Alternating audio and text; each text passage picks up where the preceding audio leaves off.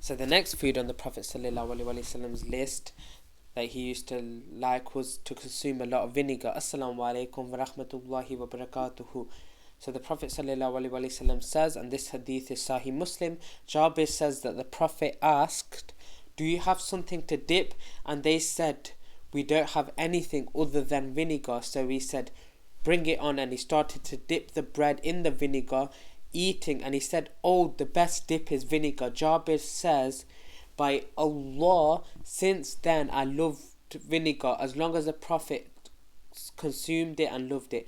Doctors say that vinegar lowers your cholesterol, diabetes. Apple vinegar is good. In Islam, if you bring the juice and add to it deliberately substances that would make it wine, and after a couple of days the wine turns into vinegar, this is haram. But if it turns by itself, sometimes you make apple juice and it is vinegar. The vinegar in the market, most of it is artificial and chemical. And, now it is a problem. Vinegar made from red wine or white wine, if it is made by Muslims, it is haram, as it is deliberately deliberately turned the substance into wine and added a few things by the hadith. But if it's done by the people such as the Christians, the Jews, the atheists, and the end product is vinegar, there's no problem. The next item is that the Prophet ﷺ, this is number 10, is the Prophet ﷺ ate cheese. So when he was in Tabuk, and it is close to the Romans, the Byzantine and Italy, they brought him cheese, and he was in Tabuk up north near Europe, and he asked for a knife. He cut it and ate it after saying Bismillah. The Prophet ﷺ ate it. Cheese in the West is usually done by rennet, something to do with the intestines or with the pregnant sheep they take from it, and it is something of enzymes that will cultivate or produce this cheese. The most authentic opinion is that the Prophet ate from it, though it was produced from this fashion, and the companions used to get it from Christian countries and the Jews and fire worshippers, so it is halal. Number 11, the Prophet ﷺ liked and consumed and ate pumpkins. Pumpkins are a huge family of plants. The pumpkin, the red one, also there's a pumpkin looking like a cucumber but it's a little twisted. The Indian pumpkin is orange. All of this is very beneficial. Prophet Yunus alayhi salam, when he was 3 days and 3 nights in the belly of the whale, when he came out, his skin had some deformity because of being in the whale, or in the belly of the whale. The chemicals, when he came out, Allah grew a tree of pumpkin to shade him. It was all around him, and it has a huge healing impact and effect on various illnesses. One is diabetes, reducing its level. The Prophet ﷺ was invited by a tailor with Anas, and he presented him with a meal, and the Prophet used to pick this pumpkin from all over the dish. It had dry salted meat, but he used to pick the pumpkin and eat it because he loved it. Anas says, since then it became my best and favourite dish. Number 12 is that the combination that the Prophet used to eat, ﷺ, was ripe dates with watermelon, mix it up and then ate them. The Prophet ﷺ also ate cucumbers with ripe dates, a combination between them both.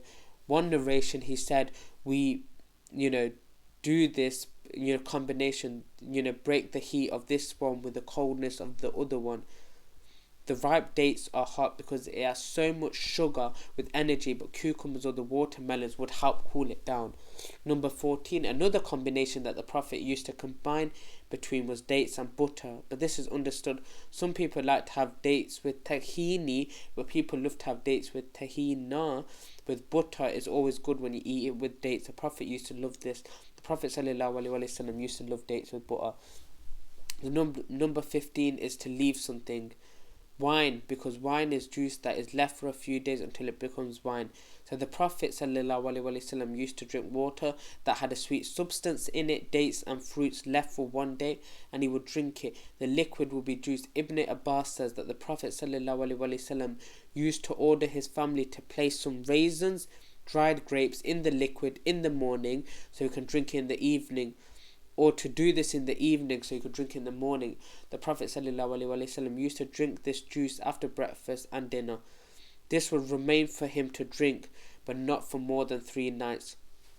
On the 3rd night, he would drink this mixture the 1st and 2nd night, but the 3rd night he would, say either one of you consume it or throw it away, because after the third night it becomes intoxicated. There is something to be done with the mixture of barley or wheat that would be roasted on fire, and then it would be mixed with water and mixed with dates. And these are the tribes of Arabia in the south, call it different names. The mixture is healthy and nutritious and gives you power and energy. The Prophet ﷺ used to eat this and asked for this specifically after fasting.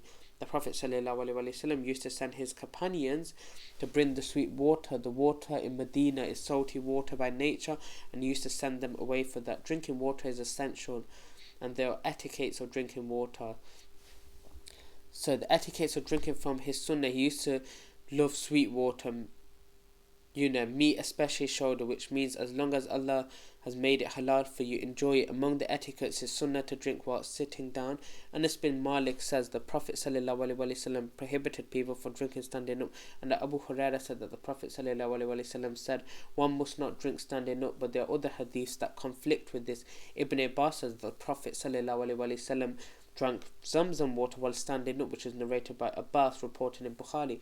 And Nazal, he says, I came and met Ali and I brought him some water. He started drinking standing up, so I noticed that I didn't like him drinking standing up. So I said, there are people who hate drinking standing up, and I saw the Prophet ﷺ, what you've seen me do. Abdullah ibn Umar says, we used to eat at the time of the Prophet ﷺ while walking. We used to eat and we used to drink while standing. Abdullah ibn Umar says, I saw the Prophet ﷺ drinking standing up and down.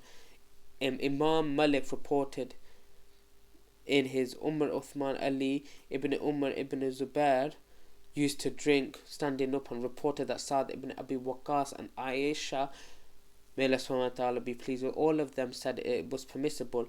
After all of these authentic hadiths, Ibn Abdul Barr says it is very easy, because when we have conflicting rules like this, it means that the hadith of prohibition will be degraded into not recommended, and the hadith of doing it would mean it's permissible. And the best approach is to try and combine between them. The best is to obviously be safe. You'd be rather safe than sorry, and just drink water sitting down, because it is a sunnah of the Prophet ﷺ. And Allah subhanahu wa ta'ala knows best. And this is where I'm concluding my video. Inshallah, I'll catch you in the next part where I'll talk about more etiquettes of drinking, because it's really important. I'll leave you here. Fi manillah. Wa sallallahu wa baraka ala nabina Muhammad. Astaghfirullah. Assalamu alaikum wa rahmatullahi wa barakatuh.